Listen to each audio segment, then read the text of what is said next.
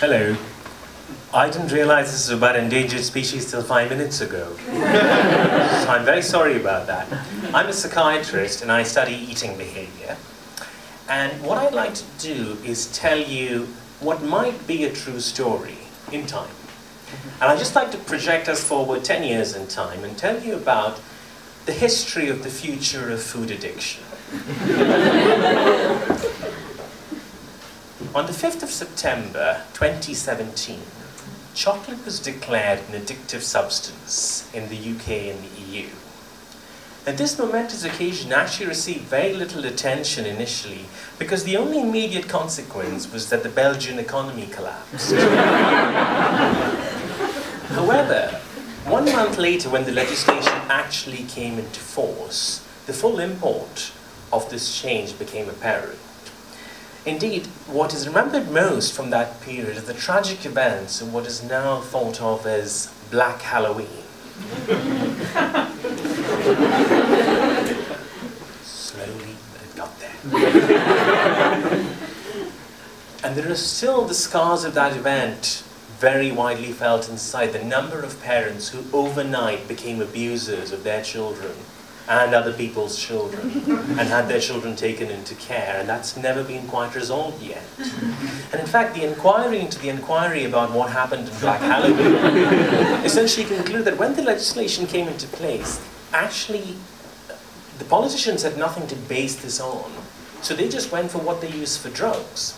And so if chocolate was addictive, we'll treat it exactly like we treat drugs that are addictive. So people were arrested for possession, people were arrested for distribution, and on and on. Right.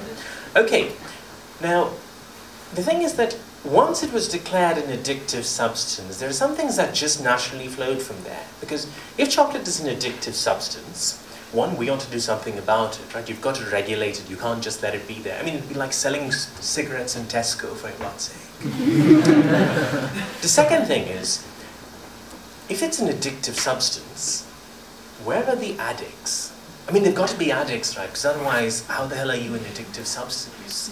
You know, it's a bit like being a white supremacist in Chipping Norton. Right?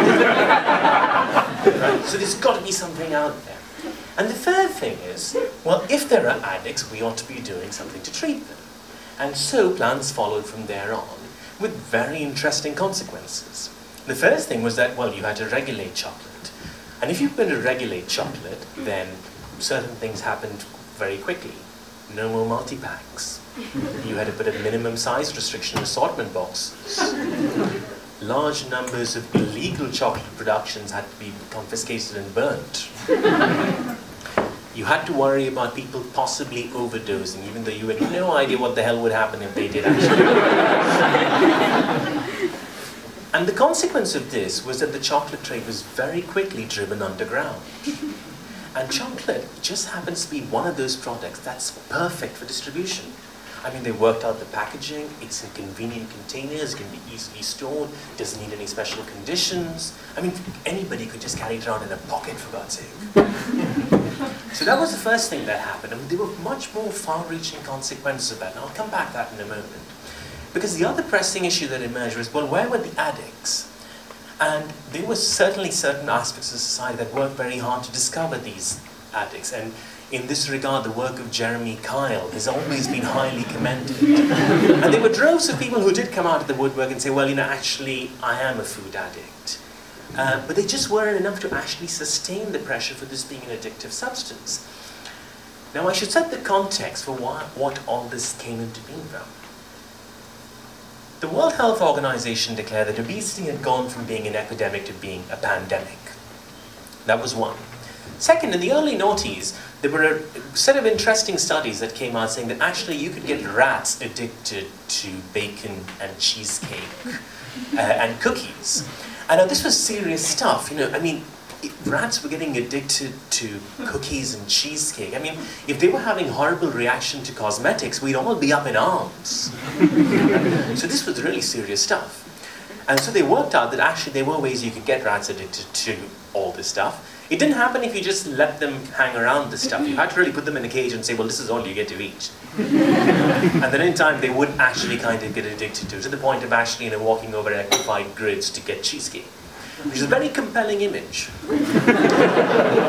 And so if rats could get addicted, well, it was just a matter of time before something like this happened to humans, and surely something had to be done about this. And there emerged this great lobby that said, well, you know, this is potentially addictive, we've got all of this stuff that's unhealthy, it's unnatural, it's all processed. We need to do something to protect people. And thus came that mantra that has haunted us through the years. We need to do it for the children. And really, there were certain ardent supporters of the whole idea that food might be addictive. And their master stroke was actually in getting Mumsnet on board. From there, the path to actual legislation moved very quickly. And chocolate, indeed, was actually only the first substance, because it was an easy candidate. It was a sitting duck, so to speak. Because it was very clear, it was manufactured, it was high fat, it was high sugar. It was much easier to deal with than think about, well, how much topping needs to go on a pizza before it actually becomes addictive? You know, if you really pile up the mozzarella, it's a really high fat pizza. And that was a much more complicated issue, and the committees were still debating that, and only the preliminary documents had come out. But chocolate was a surefire go. Okay, so then, well, if there's supposed to be addicts, and there's something about obesity, surely now there are some people there who clearly must be addicts. And that led to a huge stigma, and a lot of people being forced into treatment programs, which actually didn't have any idea what to do. I mean, Paul McKenna wrote a book saying, I can make you give up chocolate. I mean, that was the state of the science in the field. And several people suffered for this. Just because of this legislation. And there were several overweight people who lost their homes and their jobs and ended up on the streets where they were forced to actually adopt more traditional cures for being overweight, such as homelessness and heroin. But the third thing was they thought that since we've got to do something to set up this treatment, there was a massive investment in the NHS for the development of food addiction services, largely based on Paul McKenna's book, because that was the only resource available. And thus, tremendous amount of actual NHS funding was diverted into the development of food addiction services for a condition that nobody knew really quite existed or not. Now, this was a very sad state of affairs, and the guidelines about chocolate cake and pizza were well on the way to being released fairly shortly. There was a very strong group that was actually campaigning against this idea. They're looking at, we've got nothing to support this, we really shouldn't be doing this, is really madness. One of the things that got people really worried was when chocolate went underground, the number of illicit chocolate dealers just spiked. And then they were at all levels. You had middle-class dealers who would say, you want some green and black? And then there were dealers on street corners selling chocolates to children, and it was all become something truly horrible. But what really was the masterstroke there was when the Colombians figured that chocolate was more profitable than cocaine. And the Taliban decided that actually it was better to get their farmers to forcibly grow sugar rather than grow poppy. And that's when people realized it was serious, and there was an attempt made to actually come to a worldwide agreement on something needs to be done about chocolate. But at that point, the economies, China and India, which were nearly emerged at that point in time, said, well, you guys have had your chocolate all these years. We're not going to give up our chocolate just when we've started getting it. Okay, but the various supporters, various celebrity chefs got in the case of we need to do something about this. And I just want to quickly tell you what actually led to the change and what opened up this debate at this point in time in 2023 about why we need to look at this again. There were three main events. The first was the psychiatry community said, well, look, we don't really have a treatment for this. We don't think this is a real condition.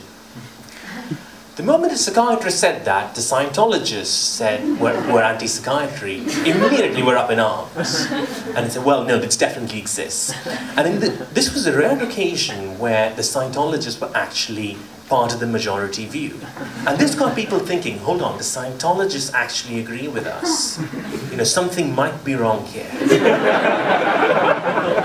The second thing was Professor David Nutt, who was former chief advisor to the Drugs Advisory Board, and who had been unceremoniously booted out by Alan Johnson for saying that we should have more sensible policies on drugs, went on Breakfast TV to talk about exactly the same issue with regards to chocolate and suffered a massive coronary in a heated argument. And that got people thinking too, and they felt quite bad. But really, the killer argument was when one of the major campaigners against the idea former celebrity chef Heston Blumenthal, who had lost the Fat Duck restaurant in the course of this legislation. Heston Blumenthal was publicly crucified in Trafalgar Square by dragonmothers.net, the militant arm of Mumsnet.